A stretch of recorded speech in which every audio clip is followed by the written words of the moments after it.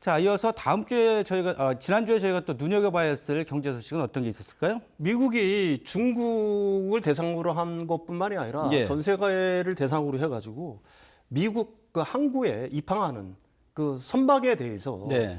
일종의 입항 수수료를 매기겠다라고 발표를 느닷없이 했어요.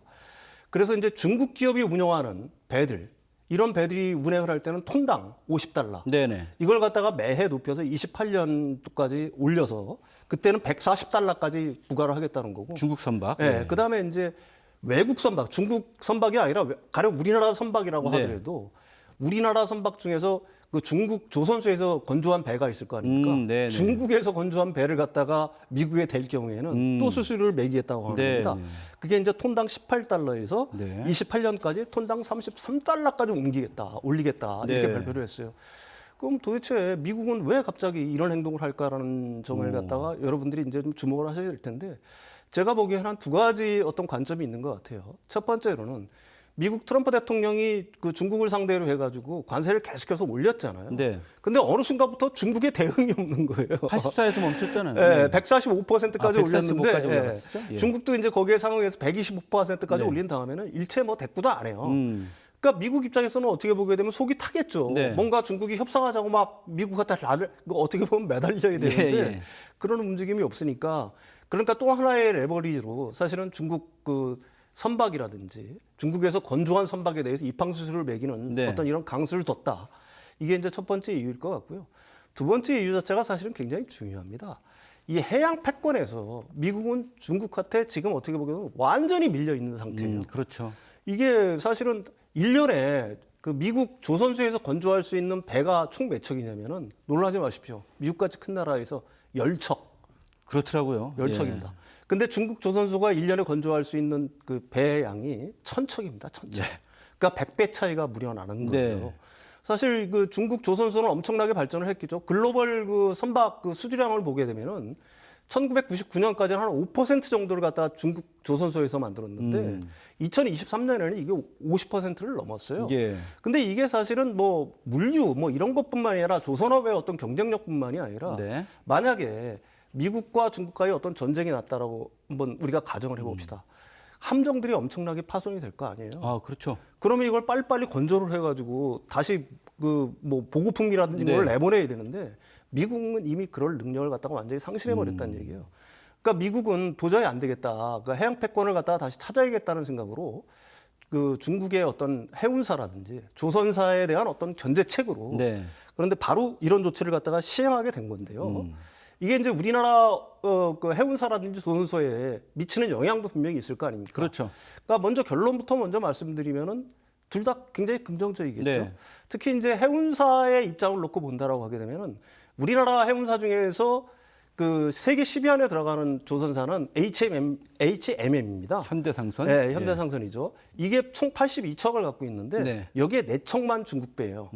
근데 1위부터 5위까지 가령 뭐 1위가 이제 그 덴마크의 머스크죠. 네. 머스크라든지 2위가 이제 스위스의 MSC 같은 회사들인데 1위에서 5위 같은 경우는 거의 유럽 선사가 많습니다. 네. 4위 중국의 코스코를 빼면 다 유럽 선사거든요. 그렇군요. 프랑스, 독일 회사들인데 이 회사의 중국 선박 보유 비율이 20에서 45%예요. 높군요. 네, 굉장히 높습니다. 네. 그러니까 평균 입항 수수료를 이제 미국에 다 들어간다고 했을 때 다른 나라들 같은 경우에는 보통 척당 한 $175만 내야 된답니다. 네. 그런데 우리나라 같은 경우는 $75만 부담하면 되니까 예. 왜 그러면 중국 선박 어떤 비율 자체가 워낙 적으니까 네. 상당히 그런 점에서 굉장히 뭐 유리하다라고 얘기할 수가 있겠죠. 상대적으로는. 상대적으로.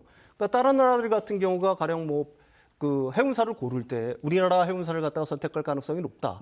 네. 뭐 이런 측면에서 이제 어떻게 보게 되면 굉장히 긍정적인 측면이 있는 거고요. 네. 조선사 역시 마찬가지입니다. 조선소 역시. 사실은 이제 모든 해운사들이 보통 주고객은 해운사들이지 않습니까? 예. 해운사들이 배를 갖다가 주문을 할 때 중국으로 가지는 않을 거란 얘기죠. 왜 그러면 중국 배를 갖다가 샀다가는 엄청난 입방수를 물게 되니까 그렇죠. 예. 결국은 이제 지금 배를 만들 수 있는 데는 엄청난 상선이라든지 뭐 LNG선이라든지 이런 걸 갖다 만들 수 있는 거는 중국하고 한국 정도밖에 남지 않았거든요. 네. 그러니까 한국으로 몰릴 거란 얘기죠. 오. 근데 이제 한국이 이걸 다 받아들일 수가 없어요. 우리나라 조선소 같은 경우는 독고가 꽉 차 있습니다. 앞으로 3년까지. 수주가 다 꽉 차 있는 상황이에요. 이미 주문 완료. 예, 주문 완료돼 있는 상태예요. 예, 예. 더 온다 그래도 더 받아들일 하고 수가 싶어도. 사실은 받아들일 수가 없는 상황입니다. 네. 그러니까 어쨌든 뭐 그럼에도 불구하고 미국의 그 항만 수수료의 어떤 정책은 우리나라 해운사라든지 조선소에는 좀 긍정적인 소식이 될 것 같은데 네. 이게 실제로 실현될 수 있을까는 사실은 의문이에요.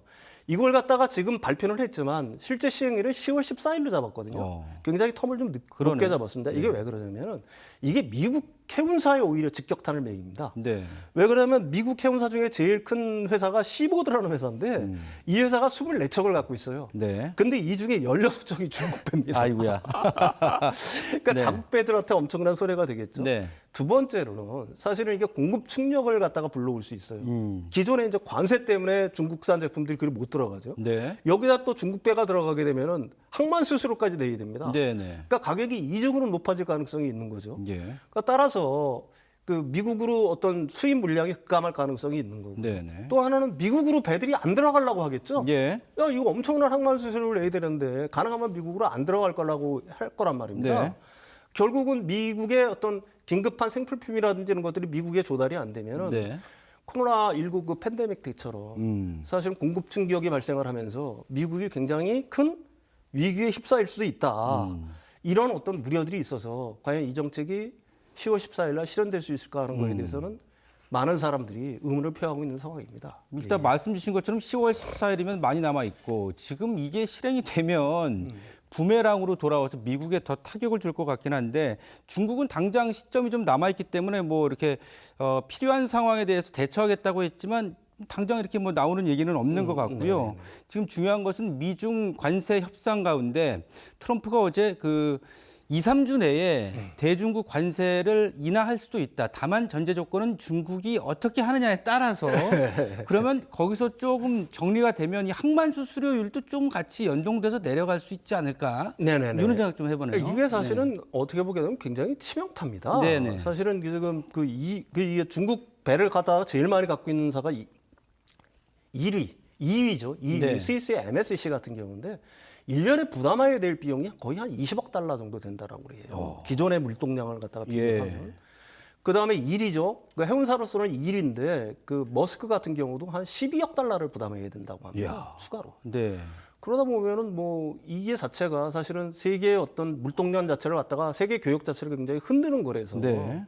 이 부분을 갖다가 과연 실행할 수 있을지는 좀 뭐 저 개인적으로도 의문이다 이렇게 말씀드릴 수가 있을 것 같습니다. 그렇죠. 글로벌 공급망에 대혼란이 초래될 수밖에 없고요. 이게 뭐 미국, 중국 얘기로만 국한되는 게 아니기 때문에 이게 실행 가능성은 뭐 말씀 주신 것처럼 높지는 않을 것 같은데 추가로 지금 그 트럼프가 우리 취임하면서부터 조선업에 대해서 우리 조선업에 대해서 관심을 많이 보였잖아요. 네네 그렇습니다. 근데 저희 2+2 통상협이 이제 들어갔는데 네. 이제 커트 캠벨 전 국무부 부장관이 관세 협상에서 조선업을 한번 활용해 보라라는 조언을 했는데 네네네. 그 얘기를 좀 한 것 같으니까 우리가 상호 품목별 관세 면제를 요청하면서 네네. 미국 조선업 부활에 우리가 기여할 수 있는 바가 있을 것이다. 네. 이런 얘기를 했다고 어제 그러던데 네네. 이런 것들도 좀 영향을 미칠 수 있을까 그런 생각이 드네요. 미국은 네. 지금 손잡을 수 있는 데가 사실은 우리나라밖에는 없습니다. 네. 이게 우리나라로서는 굉장히 큰 레버리지가 될 수 있는 거고요. 네. 실제로는 그 해군 담당 장관이 우리나라에 오는 줄 알고 있어요. 어. 그래서 시차를 갖다가 전부 다 우리나라 조선소를 갖다가 다 돌아볼 예정이거든요. 예, 예. 그러니까 일단은 뭐 신규 함정 뭐 건조 이런 것도 굉장히 중요한 의미가 있지만 네. 지금 미국의 그 함정들이 굉장히 노후화돼 있지 않습니까? 그렇죠. 그걸 MRO 비즈니스라고 보통 얘기를 하는데 이것도 1년이면 뭐 몇십조 규모입니다. 네. 그걸 갖다가 할 만한 나라들이 사실은 없어요.